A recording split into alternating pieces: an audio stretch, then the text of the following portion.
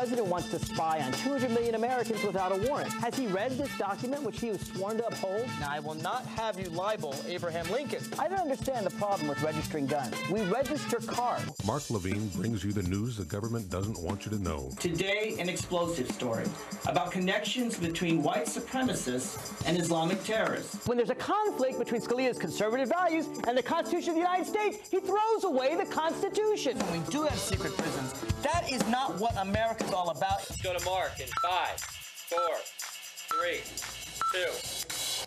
Good afternoon, America. Good afternoon, Virginia. Welcome to The Inside Scoop. I am your host, Mark Levine.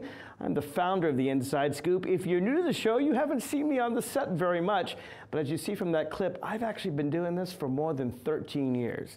Now, to be fair, I used to be once or twice a week. Now they're lucky to get me 2 or 3 times a year, but I'm still very proud of the franchise that we started here in The Inside Scoop and all the good people that work behind the scenes right here at Channel 10. We've had spin-offs from Inside Scoop Labor to the Emerald Planet environmental shows, Inside Scoop Virginia. And if you wonder why I haven't been here a lot lately, many of you know that I won an election. I am now a delegate, a sitting delegate in the Virginia House of Delegates, and that's taken a lot of my time. In fact, today I'm going to talk about my time in the House of Delegates, along with my wonderful guest, Senator David Marsden, who sits in the other body, as we call it, in the House of Delegates in the Virginia Senate. And we're going to talk about our experiences there. Dave, welcome to the Inside Scoop. It's good to be here, Mark. Thanks again for coming here. So I want to talk about our experiences this year and then move on and talk a little bit about the future and the philosophy and why we are where we are. And so we're not just talking about what happened, but why it happened. But let's start with what happened. And I always like to start with good news before we get to the bad news. So tell me what you think were your greatest accomplishments this year, this session. Well, for me personally, it was, I've been on a 3-year quest to make CBD and THCA oils, which are extracted from the marijuana plant, and they're cannabinoid oil, right? And they're non-psychoactive. They don't get you high, but they've had a profound effect on the lives of children with intractable epilepsy. And a few years ago, with my friend Delegate Dave Albo, we worked together to make it lawful for people to possess these oils. And then in the last 2 years, we've been working to make their manufacture, processing, and distribution legal. And we now have, on Virginia law, as of this July 1st, the ability to establish 5 businesses in Virginia, 1 in each of the health department's regional zones, and to create these oils that can be distributed to people who have a medical diagnosis of intractable epilepsy. And it isn't a prescription, it is a diagnosis, and the diagnosis allows you to buy the product.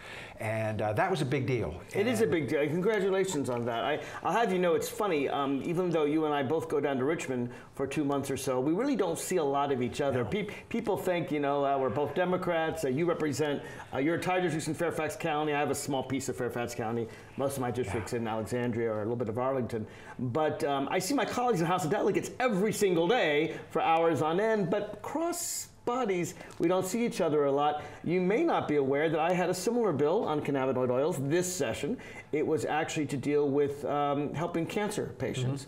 Mm-hmm. And one of the things that they discovered about these oils that really surprised a lot of my colleagues as I posed it to them was that it's not just to prevent nausea, it's not just to prevent pain. Most people know that cannabinoid oils can be used for that. But actually there are studies that show that they prevent the growth of certain cancer cells. They actually provide a cure, not just therapy for pain and nausea.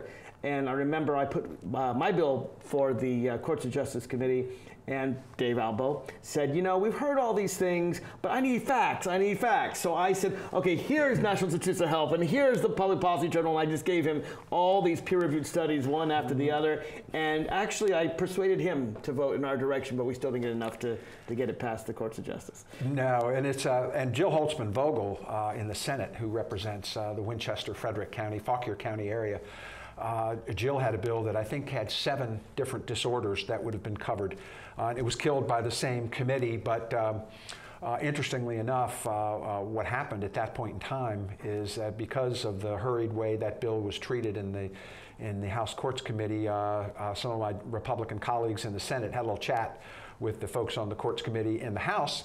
And my understanding is we may have a better opportunity next year to do what you tried to do and what she tried to do by adding ALS, Lou Gehrig's disease, multiple sclerosis, I believe Crohn's disease, and glaucoma. I'm forgetting something. There are a lot of elements it could be used for, but that's really good news. I heard through the grapevine too that there was some movement there. So sometimes even when you don't succeed the first time, you move things down the pike a bit, and it makes it more likely next time. And that's the way things work because everybody sees the world a little differently, and this is the beginning of a very safe medical program for cannabis in Virginia for something that nobody's going to redirect this product to illicit use because you can't even do it. It just doesn't work. It doesn't get you high. Right. And but it has. Here's the difference it's made in kids' lives. I have a young man named Tommy. Tommy's 23, 24 years old. He's been in and out of intensive care his whole life. Well, since he's been on these oils, he's only been in once. And this was sometimes very often a two to three time a year kind of thing for him. Another child was on a $15,000 a year medication paid for by Medicaid. Taking these oils has taken her off public financing for her drugs, and now her family is able to use this product. And so there's just a lot of benefit to the public, not only to our pocketbook, but to the health of our kids and to common sense medication. Now, these things are still against the law under federal rules, so it's complicated. It is a complicated interplay, and I know that under President Obama, they largely didn't enforce those federal rules, which is why Colorado and DC and other locations were not prosecuted. I'm not quite sure what the new administration will do. We will see. Yeah. Let me just ask you, any other big successes that you want to call about this year? Well, the other one of the interesting bills that I had this year, and then I'll talk about my big failure. We'll get to failures in the next section. Next section. Let's do successes in this section. We have a problem here in Fairfax because we have so many overseas voters, and their ballots cannot be scanned. So they have to be hand counted. And as you know, in Fairfax County, there's so many different delegate seats and senator seats and boards of supervisors. Why can't they be scanned? Because of the nature of the ballot. And why can't they just give them the same ballots they give? Because they are mailed in from overseas, and they are just not scannable. And they've been unable to do that because of the nature of how they put it together. I'm surprised, given computers these days. How hard is it to make a scannable ballot? But that has been a challenge because of the overseas nature of it. So we had about 6,000 of these ballots, and it takes 80 people in teams of 5, 6 hours to put all of these ballots and to count them properly. And so under Virginia law, you couldn't start counting until 7 p.m.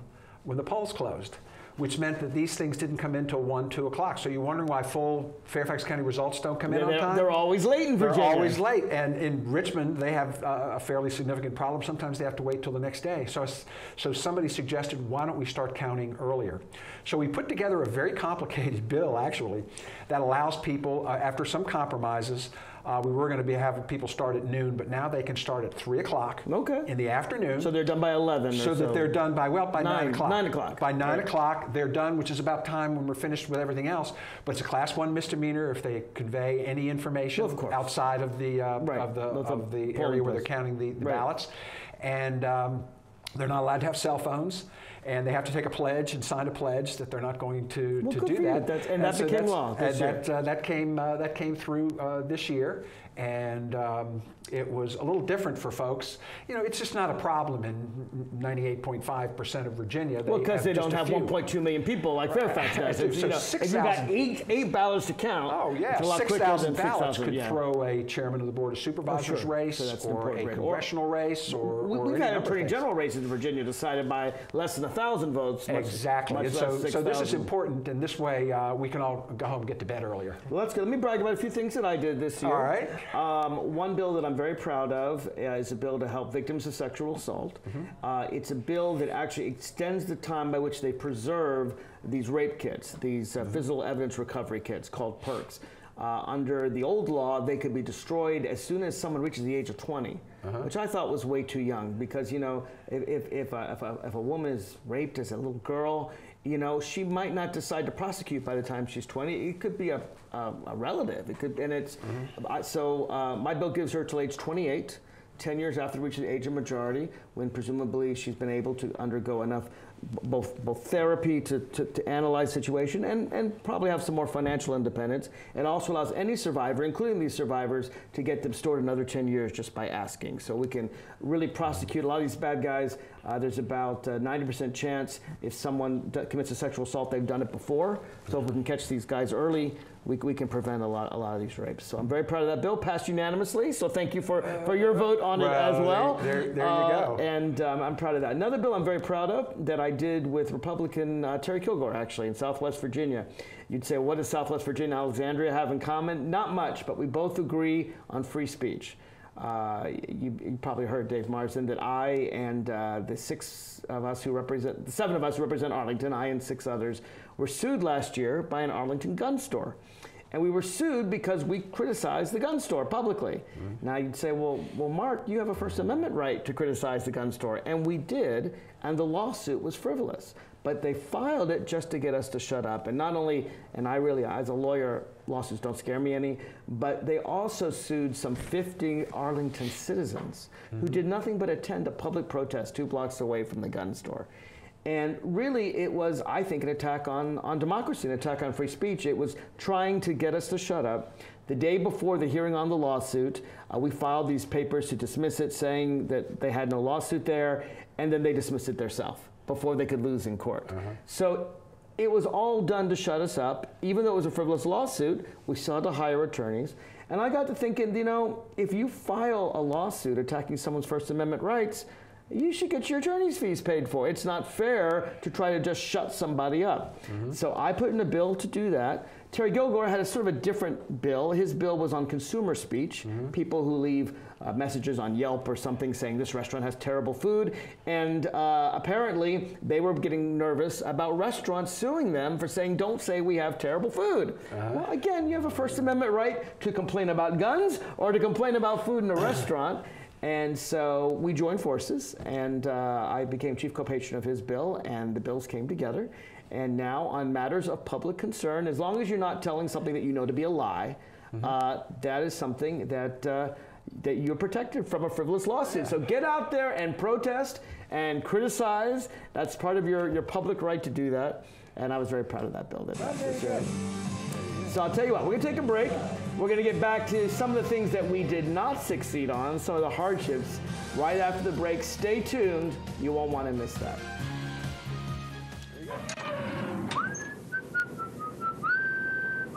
This is firstgov.gov, where we're obsessed with getting you government information. Brand new student loan applications on the site, baby. This calls for a celebration.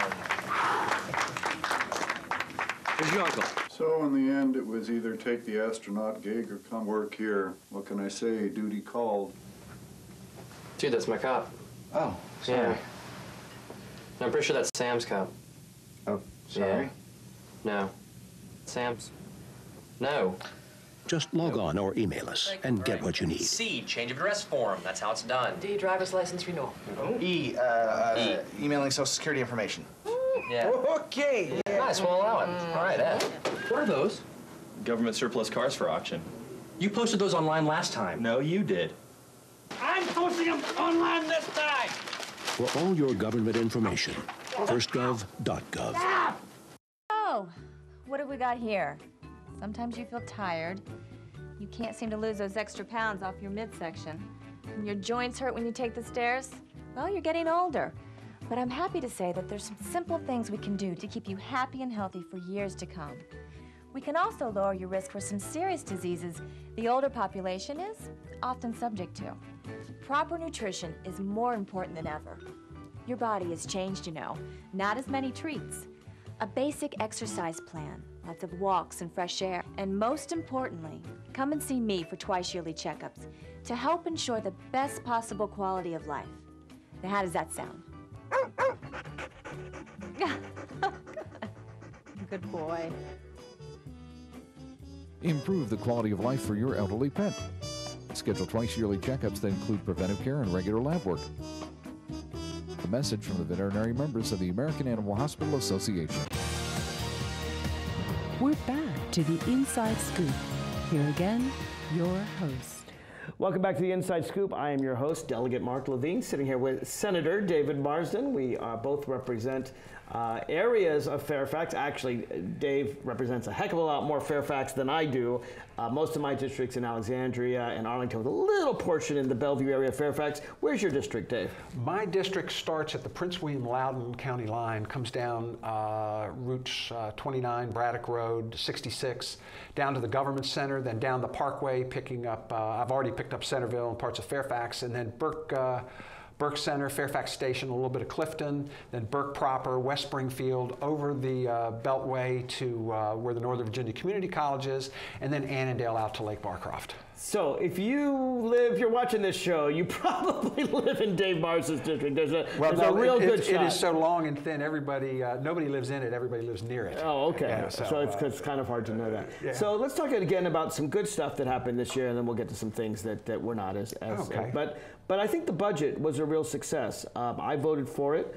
I know you did as well. I think everyone but one person voted for the budget. And one of the main things we did was, despite the fact that there was a budget shortfall, we still managed to increase salaries for teachers, firefighters, police officers. And that was just huge. I chaired a commission along with Emmett Hanger in the Senate where we went to prisons all around Virginia and met with Department of Corrections employees about their working conditions and morale and how things worked. And at that time, this was a couple of years ago, they were starting at $29,000 a year. Wow. And I don't care where you live in Virginia, $29,000 a year is not much. Plus a correction officer, that's not easy work. No, it is definitely not easy work. And the working conditions were tough. I mean, what would happen is that you'd come in for a shift and they'd say, hey, somebody didn't show up, so we're drafting you to stay an extra 8 hours. So you bite the bullet. You got a family, you got kids, exactly. Maybe your spouse works.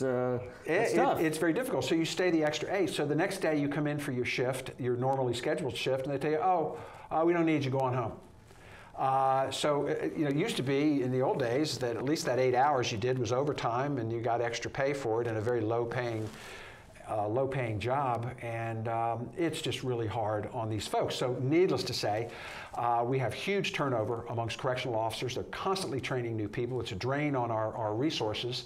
And these are folks, to be honest with you, because these are set in rural areas, people drive an hour, hour and a half, 2 hours to work sometimes to get to the prison because it's the only job that they can find down there. And to be told to turn around and go home, we don't need you today. You've already made a significant investment in gasoline and your time and a disruption of your family. So we've finally been able to make some progress in that area. I don't know if you're aware, this goes back maybe a little bit before your time, but back around 1996, we had kind of a standard pay structure for state employees, very similar to the federal government, Fairfax County, where you had steps put in. And they said, and this was all the rage at the time, hey, instead of doing that, why don't we just give each agency 4%, 5%, 6% every year, depending on the cost of living situation, and they can dole it out based on merit. And that was a big thing, and everybody went, well, okay, we'll do away with the steps. Well, guess how many times since 1996 that was funded? Twice? Once. Once. And then it was retracted halfway through. And so what ends up is the General Assembly ends up giving people 1%, 0%, 2% in a really great year, but mostly it's been 0. So we've gotten way, way behind. In 2009, we hardly had any state employee on food stamps, and that number had jumped by 2013 up to like 2,600. And so this year, even though we didn't make our budget triggers, the House and the Senate Appropriations and Finance Committee came together and said, we're going to find the money somewhere in the budget. And there were certain other important things that were cut. But they were able to give state troopers roughly a $7,000 raise. 3%. And then everybody else at 3%. But state troopers got a huge boost because we were losing state troopers right and left. They were coming out of the academy and then signing on with a local police department that paid them $4,000 and $5,000 more. So their salaries have gone from 36 and change to 43. Well, that's a significant increase. That's a significant increase like 20%, for them. Yeah. So they've got guys coming back. They've got people who turned in their resignation who are asking to come back. So we're going to have experienced troopers and finally pay these guys what they're worth. It's a dangerous job. You see how many get killed. Dave, let me ask you, did anyone ever work out the issue of the people that drive an hour and then are told you're not needed today? Can they call in advance and find out if they're needed today? I mean, that sounds like a real issue. If it hasn't been fixed, you and I need to work on maybe for next year. They don't know until people show up for roll call. Yeah, somebody doesn't call in for the last minute. I'm sick. Sounds like an overbooking situation. Yeah, it is. We have problems like that in the airlines. We got to. We need to look at that because you just alerted me to something, and my mind's reeling, and I'm thinking we need to work on that maybe for next year. Some kind of, but like anything, any fix for it, any compensation for it requires money, and it has to be put into the budget, and that's difficult to do. But it makes it awfully easy for the agency to just operate that way to save money. But it's a situation we put the Department of Corrections in. We don't give them enough money to operate properly, and so in that situation they have to play these tough, put these tough rules on people and these procedures and policies that are not conducive to treating people well, and that's what's happened. That was a big deal, and it was, and the other thing I was very proud of was giving teachers a 2% raise. Now, unfortunately, in Fairfax, I was there in Arlington, we only get a percentage of that increase. The locals have to make up the remainder, but certainly teachers work very hard to deserve a raise.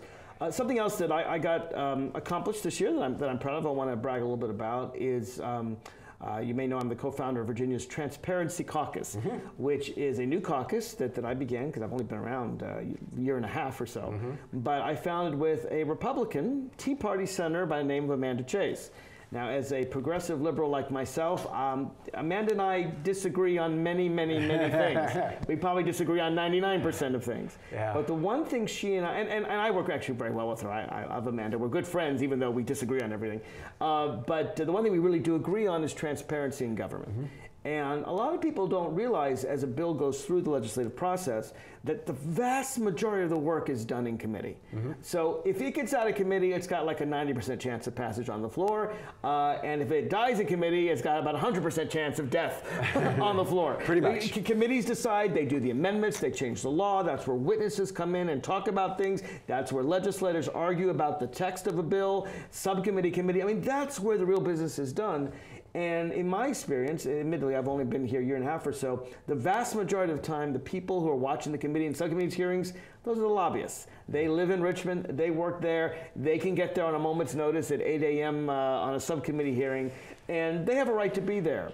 But I wanted the public to know what's going on. I wanted my constituents to know what's going on, and it's really hard to, if you care about an issue on a health issue or a guns issue, to know, hey, you got to be in Richmond tomorrow morning at 8 a.m., leave your job, find childcare, get down there. Very rarely could my constituents attend. So I started putting cameras in the committee rooms, and I started with my iPhone, which I got in my pocket, this fancy little contraption here, and started posting on YouTube. Amanda did the same. Progress Virginia joined us, and now some 75% of committee hearings are recorded.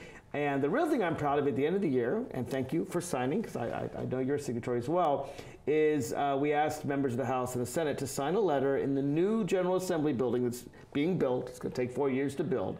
To have cameras available there, to have vote recording commitment there, because I think citizens have a right to see what their legislators are doing where it really matters. We already have cameras on the floor, but we're going to have them in committees. Exactly. And I'm really proud of that. That's well said. The issue too is what people aren't aware of is when they want to kill a bill. And Democrats did this too when they were in charge. There's nothing like suppressing your witness list by telling you the night before that the hearing will be 7 o'clock. That's right. The following morning in a small room in the General Assembly building. And I remember coming in there one time and asking my friend Terry Kilgore, who you worked the bill with, I said, Terry, it's snowing, my people can't make it down here, can we pull this off? And he starts in, you know, with that beautiful drawl of his, Dave, you know, Speaker wants this done. He wants this out of the way. And so, you know, I put the bill on. I had no witnesses there to speak. And then that's it wasn't going to pass anyway, but people want their turn at bat. Well, absolutely. They want to have a to say. be heard. And every once in a while, you know, I've seen it is where, you know, a witness comes in and you think the bill's going to die, and all of a sudden a witness comes in and they're so compelling that people just go, you know, let's give this a shot. This is a good bill. Let's get it to the floor and take a look. And I've seen that happen as well. So let's talk a little bit about some of the things that the General Assembly passed that the governor vetoed. And to be fair to the General Assembly, I would say some 90% of the bills we passed by an overwhelming margin. They maybe not 90%, I'd say 80%. I mean, the majority certainly do that. But yes, there are a number of partisan bills, and in fact, the governor vetoed, I lost count how many. Well, he's up to 111. But that's over the course of 4 years. 3 years, 4 years now. 4 That's years right, now. 4 years. But I'm not sure, there's like 30 or 40 this year. You had recommendations as well. Some of them were really extraordinary, and I just wanted to just sort of tell me the ones that you thought were most extraordinary. I was thinking about the one that said that you should be able to bring your gun into emergency shelters. I'm thinking there's a hurricane outside, people are scared to death, little children are running because their home's being destroyed into an emergency shelter, and there's some guy with an AK-47 there. That's probably not something that's going to make people feel comforted. No, and it was the same thing. A similar bill on a much smaller scale, you know, involved that the state was going to, I believe it was, steer you towards the ability to not only get a concealed weapons permit very quickly without the appropriate training and what have you, but also to you know, to provide and direct you to that training during a domestic violence. During domestic violence. And anytime you introduce a gun in distressful situations, it's a bad idea. Could it help in certain circumstances? Sure. The odds are against it. It's more likely to Statistics show that in domestic violence situations, if there's a gun involved, there's 5 times more likely to be used against the victim of domestic violence. Guns, the vast majority of the time, do not make you safer. So that was another bill that passed the General Assembly, both House and Senate, but Governor Terry McAuliffe vetoed, and then you and I both voted to uphold his veto, and that's why it will not become law. Right, exactly. And it is, you know, I think all of us, you know, for the most part have, to one degree or another, you know, support the Second Amendment and, you know, the notion that someone should be able to have a firearm at home for their own protection. I think it's a bad bet. I think it's more likely that that gun will be used in a way that the owner does not want it to be used. But there again, it is a Second Amendment right. It is not a law, it's not a privilege, it is a right. And so I think we support that, but when we start expanding out into areas where we're introducing weapons into volatile situations, that's not a good idea. And that's something we don't need to do. And so therefore I usually vote against those kinds of expansions of when we come back, I want to talk about a number of other bills that passed the General Assembly but the governor vetoed. There were a number on immigration, for example. The way that immigrants are treated, sanctuary cities. Sanctuary cities. There were bills on refugees as well that I found particularly troubling. And it just seems like that the General Assembly is, or at least the Republicans there, are trying to really hold these people in some terrible way. We'll get back to that after this. All right.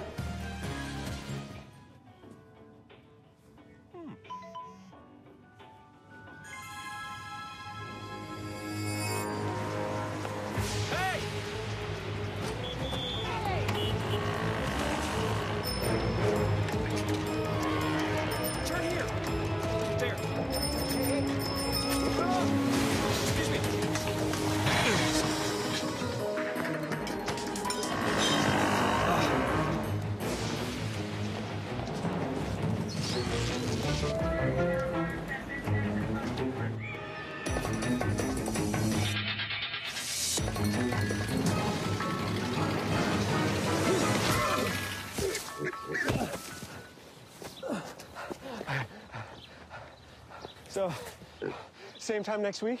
Well, of course. Put away a few bucks, feel like $1 million. For free tips to help you save, go to Feed the Pig.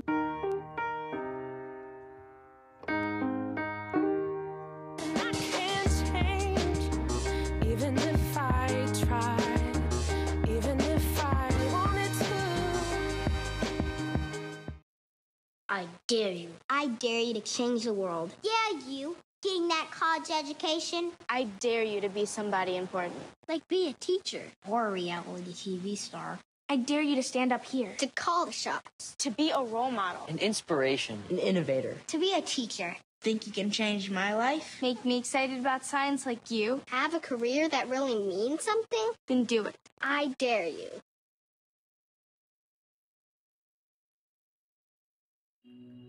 They say you don't have to be so strong. But this is my mother, my purpose. Strength is not optional. See, I lift her now like she raised me then. So I know my strength is super, but I'm still human. Oh, look who's here. We're back to the Inside Scoop. Here again, your host. Welcome back to the Inside Scoop. I am your host, Delegate Mark Levine. Of course, I hosted this show some 10 years before I ever was a sitting state delegate, but I'm here with Senator David Marsden. He represents a large swath of Fairfax County in Virginia, and we're just shooting the breeze about what happened in the General Assembly session. A lot of people, I think, Dave, don't realize that our sessions are really short. I mean, different states are different. Some states, they're all year round.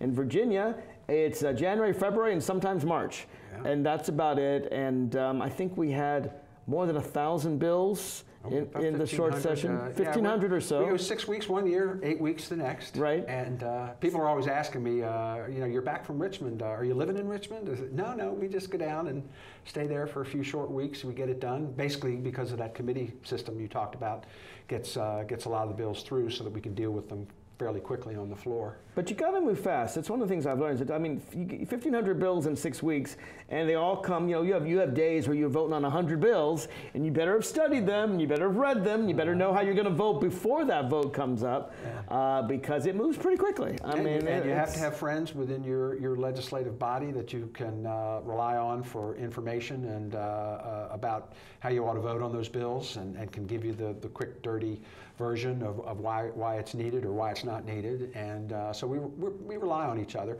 But there's all kinds of checks and balances. As you know, it comes up through the committee, it goes to the Senate, then it has to go over to the House.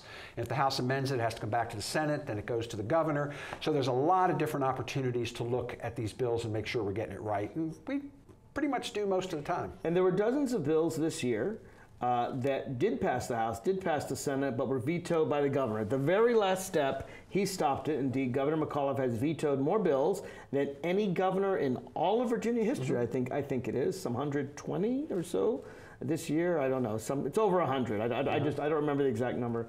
But one of the bills that Governor McAuliffe vetoed was a bill on sanctuary cities. Tell us about that bill and what its problems were. Well, there were a couple of different versions of that one. One was making it a law so that Virginia didn't have any sanctuary cities and would be What is a sanctuary city? Well, the idea is that you don't enforce federal law in sanctuary cities, which sounds terrible, but here's how it plays out. Now, suppose you have a prisoner in your local jail, and the feds notify you that, hey, don't let him go because we want him. So when you're done with them, let us know. So consistently, but they file a detainer. So we let them know 5 days ahead of time that, hey, we're getting ready to let this guy go. And my understanding is they'll keep him 48 hours beyond that. But after that point in time, we're keeping it on the federal dime. They don't have enough beds. They haven't budgeted for enough beds to hold their own prisoners, so they want localities to do it for them for free. And that just gets old. And I was in this business. Right. I ran our local juvenile detention center and what have you. And the federal government's got a huge responsibility, and they don't always have all the money they need to do that. So what this bill would do is require our local sheriffs to keep these guys in local jails at our expense, and maybe they come get them, maybe they don't. I look at it this way: everyone has their particular responsibility. You know, it's the job of a teacher, for example, to teach class and to know algebra. It's not the job of a teacher to say, oh, you're someone who doesn't have your papers in order, I'm going to report you to ICE. It's the job of the local police chief to police local crime, to find out, hey, this is a drug dealer, hey, this is someone who robbed a local store, committed a crime of violence. It's not their job to enforce immigration law. Right. And so I just think if everyone knows their own lanes, that, you know, they'll get the job done. It works much smoother that way. Here's the problem. Here's two examples of what can happen to you when local government starts enforcing federal law. Now, suppose I'm a police officer and I pull somebody over for speeding. And that guy doesn't have a driver's license and he's here illegally. What's he going to do? He knows he could get deported, that he's going to be asked about his citizenship.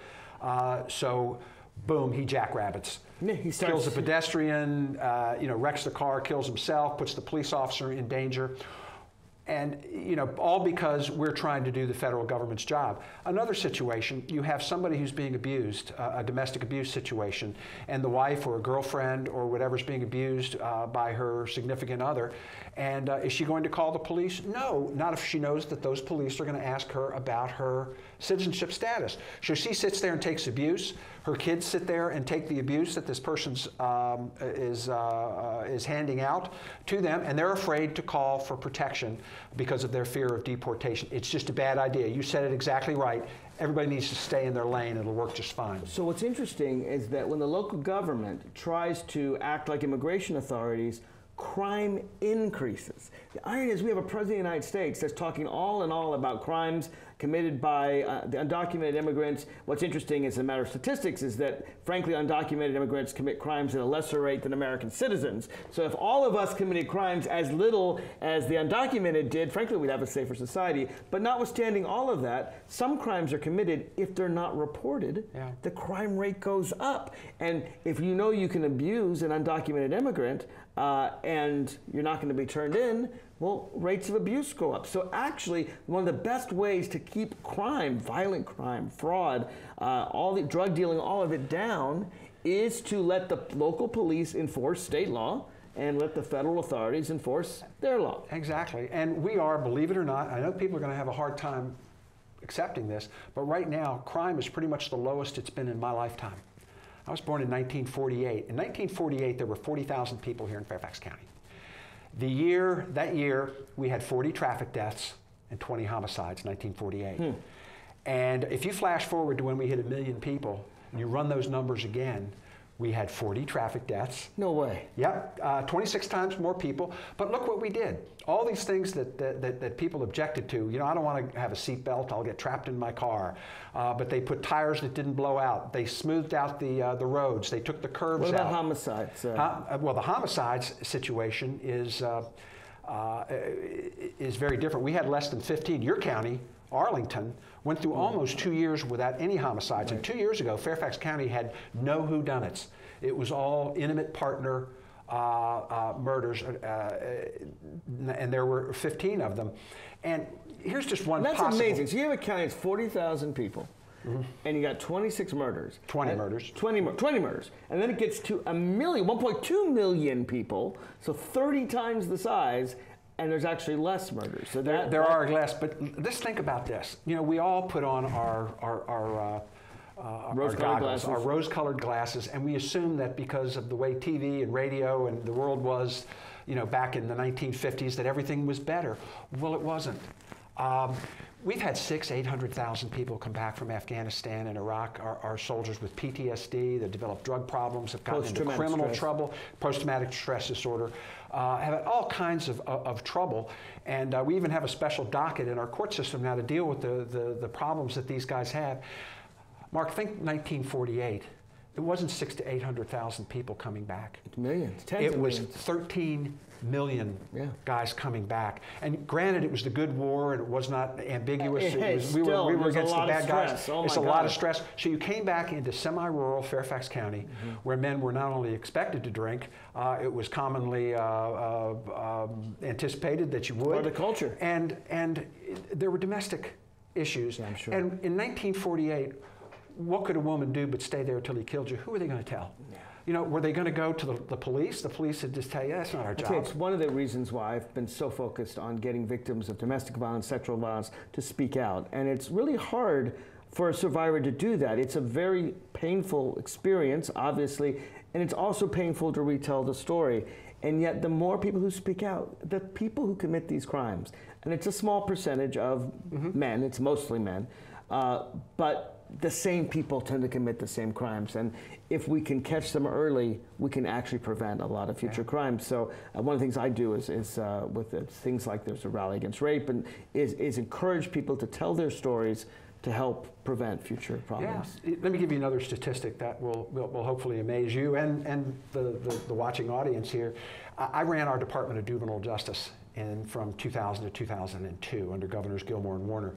I had 8 for the whole correctional Commonwealth of Virginia? Yes, for the whole Commonwealth of Virginia. And I had 8 correctional centers for kids. I had 1,150 kids locked up the day I left in July of 2002. You know how many kids are in those facilities today? I don't. Under 300.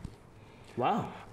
It's been the same situation on the adult side. Crime is down dramatically. They basically, people have been reintegrated into their societies. But we're doing a better job of not exacerbating, you know, problems. There's a lot of talk about, you know, the fact that we took lead out of the air in gasoline has reduced aggressiveness in people who. I'll tell you something else that works. That works in Arlington and Alexandria. I'm very proud of. It's something called OAR. I'm sure you know about it, but maybe our listeners don't. The Offender Aid Registry, I believe, is Offender Aid and Restoration. Offender Aid and Restoration. What they do is they take people who are coming out of prison and help them transition into a life afterwards, help them find a place to live, find a job. Remember, these people are coming out with nothing but the shirts on their back, and I'm really proud of what we do up here in Northern Virginia, because they're all across the country, the recidivism rate, the rate by which people who get out of prison go back to prison, it's something like 70%. It's pretty high. And believe it or not, Virginia is number 1 or 2 in the country. We're number 1 in the country. Really good. We have a really low recidivism We rate. are the best in the nation, and Terry McAuliffe, our governor, deserves a lot of credit for that. But I gotta be a little proud of my hometown of Alexandria, because we in Arlington are some of the lowest in all of Virginia, and our recidivism rate is under 30%. Well, we've learned too with kids that it doesn't work to be in the lesson teaching business with kids. Don't put them in correctional facilities to teach them a lesson. Solve the problems they have that led to them being put into that facility. It works so much better. You know, some of the lesson teaching works considerably better with adults. Drugs, exactly. Fighting, using somebody's car without permission. You know, not stealing a stranger's car, but using any number of things that we can handle in informal ways, and work kids and walk kids through the process of why they did it. You know, do restorative justice kinds of programs where they really analyze. They work in their community. They work in their communities. Find out community service. Actually, community service. It does a lot of things. It helps. It is punishment for a crime, and yet it helps teach someone, you know, how to help their community. And rather than locking up some 16-year-old for God knows how long and making them into a hardened criminal. And believe it or not, we found that when we overserved people, did too much for them, we made the problem worse. By over involving them in the criminal justice system, thinking it was helping. No, it wasn't. We need to give them the right amount of intervention, and then we need to get the heck out of their lives and get them back to what they do and get them back into their families. Something else that we're doing a lot better in Virginia is mental health services, including mental health services in jails, because a lot of people who commit crimes have mental health issues. It's not that they're necessarily evil and want to rob a place, but they've got something that in their brain that sometimes can be treated by certain pharmaceuticals, and sometimes can be treated by just treatment, therapy, the kinds of things that really work. We've been doing better in bringing more mental health services in Virginia, and I'm really proud of that. When we come back, we'll talk about this split in America and in Virginia, the red and blue split, urban and rural, why it is, and what we can do about it. Back after this. Saving for retirement might be easy for some folk, but for others, it might take a little more work. And for those who haven't started, there are still things you can do to catch up. Oh, that is good news. Like getting out from underneath past debt. And don't get wrapped up with high-interest credit cards. Get you some eyes. Be diversified with your investments. Don't put all your eggs in one basket. Your financial goals are not out of reach. The choice is clear. For a happy ending, choose to save. Everyone with alcohol and drug addiction is in the same boat.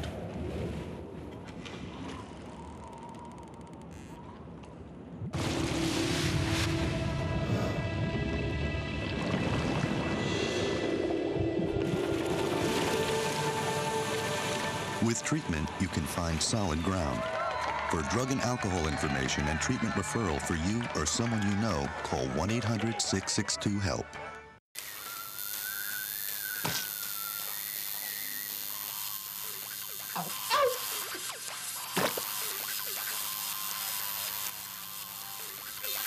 Dude, are you sure you want this tattoo? Because just do it.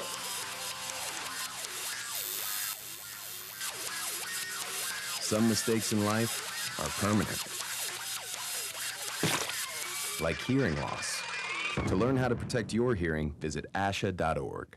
You've probably heard about heart disease, but did you know that it's the #1 killer of women nationwide? Heart disease claims more lives each year than breast cancer, lung cancer, or strokes combined. But there are steps you can take to protect yourself against it. For more information on how you can prevent heart disease, contact your local American Heart Association or visit their website at www.americanheart.org. We're back to the Inside Scoop.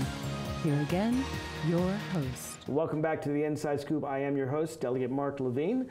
I'm a delegate in Virginia House of Delegates. Sitting with me is Senator David Marsden, who is a senator in the Virginia Senate. We've been going over what happened in session this year.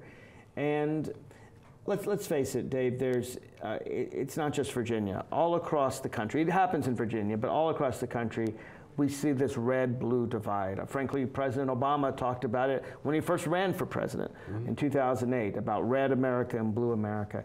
And there are some changes, there's some tweaks. It seems like the suburbs are getting a little more blue, and rural America is actually getting even more red. And there are bills that I put forward again and again and again that I know are not going to make it out of committee. Bills to raise the minimum wage or paid family medical leave. Economic bills, bills that would help rural Virginians. I had a bill this year to provide broadband internet throughout rural Virginia that the representatives of rural Virginia, those Republicans, killed. What is going on here? Why is there this culture war? How are we divided as Virginians and Americans here? I recently, well, last year, actually, I had lunch with Charlie Cook of the Cook Political Report, and I gave him sort of my homespun theory on how to describe this problem. And I think probably your viewers have gone through any number of articles in the newspapers and on television explaining this. But look what happened in Virginia. You know, Southside Virginia used to drive our economy. It was furniture, textiles, tobacco. You move a little west, you had the coal industry and the railroads that supported all of that, and then over 2 decades, it's gone. It's absolutely gone. We have a service economy, not a manufacturing economy. Exactly. What do? You're in a position where these folks have had the rug pulled out from under them. And they're leaving those towns. They're becoming ghost towns, coming, frankly, to Northern Virginia, where we have a pretty vibrant economy. And at least a lot of their young people are. But here's the thing, and the way I described it, I said it's all in the Pledge of Allegiance. You know, the part where it says liberty and justice for all. Liberty and justice, when I was growing up, we never parsed those 2 words. They just meant good things. But now the rural and urban suburban Virginia look at the Commonwealth under 2 different prisms. The rural areas tend to look at it through the prism of liberty. If you're white, your family's been here a long time, you're Christian, you've worked in, your economy's been taken out from under you, you tend to think your liberty is under attack. They're going to take my guns away. President Obama and Senator Marsden. He never did. Of course I not. don't recall federal agents going door to door. It was great for gun sales. Guns. It was great for gun sales. But that becomes becomes your fear and your frame of reference. That somehow or another, all these people who are moving to other parts of Virginia, like Northern Virginia, from other parts of the country, are sort of taking over. And we're at great risk. Now, if you're urban, suburban, you tend to be younger.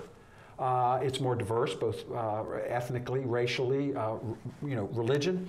And we are very crowded in with each other up here. We know you can't play your drums after 10 o'clock at night or leave your car out on blocks on the street. Because we live close to each other. You can't put up a flagpole in your townhouse front yard. That's folks in rural Virginia can't understand why we have all these rules, but we're comfortable with regulation. We're comfortable with the justice that it brings to the homeless, to the mentally ill, because we have these folks in such vast numbers that we can't solve them through As Hillary Clinton said, it takes a village. And when you live in the village, you've got to look out for everyone in the village. And when you live all by yourself, you can scream, you can walk around naked in your yard. Nobody cares. Nobody notices. Exactly. You know what you do with a gun is probably not going to bother your neighbors, and you can't be discharging firearms in your backyard here in Fairfax County. No, that would be a really bad idea. So you have Liberty Virginians and Justice Virginians who see things very, very differently. And we can't understand why they don't get what we're doing, and they can't understand that we don't understand the threat that they're under. So why not do local control? Virginia is what's called a Dillon Rule state. I know you know what that means for listeners.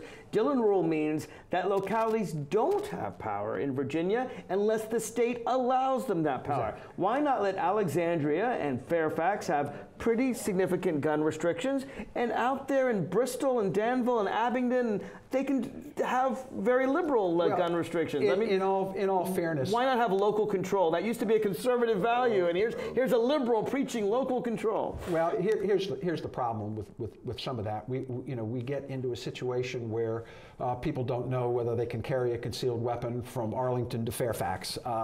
There's so many different laws. There'd be so many different laws in so many different localities. The General Assembly acts as a filter to try to keep state law consistent so that we have one Commonwealth and not a conglomeration of a whole bunch of different fiefdoms, if you will. Now, there are certainly differences in locality, local ordinances and what have you as to what you can and can't do. But by and large, Virginia law is consistent across the Commonwealth, and that's the purpose of the Dillon Rule. Where I have problems with the Dillon Rule, I remember one year Madison County wanted to pass a transient occupancy tax. They have a couple of motels. They just needed a little revenue. Well, all the people who are in the Tea Party and who have sworn never to raise taxes voted against poor Madison County's ability to raise a few bucks. Now that's an abuse. That's an abuse. Let the local people decide. Exactly. People don't care when they're driving around the Commonwealth whether it's going to be a 5-cent or a 4-cent tax one place to another. You know, when I think of liberty, I care about justice. I'm not going to deny it. I very much care about justice, but I also care about liberty. Mm-hmm. I care about the freedom to walk down the streets unmolested, whether it be by another citizen or by a police officer, frankly. I care about your liberty to speak out. I just did a bill with Terry Kilgore that you have the liberty to protest anything you want. I support liberty when it comes to a woman's right to her own body. I mean, to me, if the government is going to impose, say, you must have a child, that's against the liberty interest of a woman. And yet the people who want to ban abortion say they're liberty Democrats. So I'm not sure I buy this conception, but well, here's the issue. You're right on. I get it on guns. Well, here's the issue with that you come up with with this whole argument. Religious freedom, for instance. If someone wants to get married, and the Supreme Court has ruled that gay marriage is lawful here in the United States, we have marriage equality, and what have you. But it's against their religious belief. That's a liberty interest, the right of a person to get married. But then they'll say it's also my liberty to not make your wedding cake. Well, here's why they're wrong, Dave. Let me tell you why they're wrong. To me, religious freedom, and and there's a reason why I carry my Constitution wherever I go. It's right here in the First Amendment. The First Amendment says that the Congress cannot, or any state, establish a religion or prohibit the free exercise. It seems to me that if I have a religion that's my personal belief, and I choose not to eat pork, or I choose to wear a cross, or I choose to marry only a Catholic, or I choose to keep Lent or keep halal, that's my business, and the government has no place telling me how to practice my religion. Exactly. But the moment I say, you have to close your business on Sundays, you have to say the prayer that I wrote, you have to eat or not eat a certain food, now I'm imposing my religion on others. So let me marry who I want to marry, and I will tell you who to marry you want to marry. Well, I agree. Religion should be a shield, not a sword. Yeah, and I agree with you. But here's I think the way to attack that problem is through the Commerce Clause, is that business that says, look, you're going to be marrying a same-sex person, so therefore my religion says I can't be involved with it, so I'm not going to bake you that wedding cake. But I think the Commerce Clause steps in there and says, hey, look, business, you have to serve everyone because you use the roads, you take advantage of the state's sewer system and water system. You take advantage of the police department coming here to protect your business. So you can't discriminate, and you can't use your religion to do that. There are people that said, I have a religious objection to serving blacks in restaurants. I have a religious objection to letting blacks come to my hotels. And there was a big question when the Civil Rights Act of 1964 was passed. You know, could you force someone to serve people they didn't want to serve? And the answer was you could, because you're exactly right. They were in commerce. If I'm prejudiced and I don't have to allow a person I don't agree with to sleep in my home, but if I have a hotel and I open up to the public, I have to serve everyone, whether it's a hotel or a bakery or a restaurant. And I agree. And it is. But there was a bill that would have undone that. Remember, this year, there was a bill by one of my Republican colleagues in the House of Delegates that would have allowed this discrimination, and they called it religious freedom. To me, it's not freedom to practice your religion, to force someone who doesn't agree with your religion to practice your religion. I call that theocracy. I don't call that religious freedom. And I certainly understand, good people can disagree on some of the finer points of this, and it does get difficult it's funny when our differences are smaller is when sometimes our voices get intensity louder. and what have you go up. When our differences are huge, it's usually easier. It's why primary politics are so much more personal and difficult than general election politics, because that's against the other side, not against your own side. We only got a couple of minutes left. I do want to talk, speaking of the general election, about the general elections this year. Well, actually, first of all, the primary elections. We have to, as a public service, let people know that in Virginia, there is a Democratic and a Republican primary this June 13th. June 13th. It's around the corner. If you haven't registered to vote, to vote in either one you want. That's you don't true. have to be registered. You can't vote in both. You can't vote and vote, but there's no party registration. That's right. And the governor of Virginia, as well as the lieutenant governor, attorney general, will be chosen in the primaries and then the general elections this November. And all 100 delegate seats, including mine, yep, I'm running for re-election, luckily no opponent as of yet. We're all running in November. You don't have to run this year. You actually have a 4-year term. You get to sit back for a couple of years. It's interesting. When we have a presidential election, we get 70% turnout. When we have a governor's election, which is sometimes every other time you run with the governor, we get 50% turnout. When the Senate runs, it's only with local boards of supervisors. Off year, they call it. Off year, we get 30% turnout. Right. So here's what's so interesting to me as a Democrat, and I don't hide the fact that I'm a partisan Democrat. If you look at just the House of Delegate districts, there's 100 districts. 51 of the districts preferred Hillary Clinton over Donald Trump. Now, that really shouldn't surprise us because Virginia as a whole went to Hillary Clinton over Donald Trump.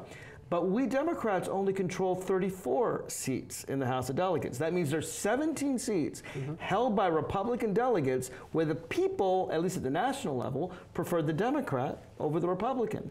So as a Democrat, I say, well, let's get those 17 seats. Let's go to Mission 51, where we get a majority in the House of Delegates. And I'm urging people to get out there. And if you vote in the presidential year, you know what? Virginia, I hope you've learned, at least from this show, Virginia politics matters. All these laws that we're talking about are decided at the state level. I want people to get out and vote this year. What we do in the General Assembly impacts their lives much more than what you'll ever see at the federal government level. Right, but people aren't voting. Nope. So remember, in Virginia, we have elections every single year. Every year in November as an election year. So get out and vote. The primary is June 13th. There are a lot of good candidates running. I know on the Democratic side, there's 2 candidates for governor. There's 3 candidates for governor on the Republican side. We got 3 candidates for lieutenant governor. I don't even know how many. Have 3. They have 3 as well. So there are important choices to be made Tuesday, June 13th. And then by all means, you've got to vote in November. If you care enough about your country to vote every 4 years, care enough about Virginia to vote every year. Thanks so much, Senator David Marsden, for coming here on The Inside Scoop.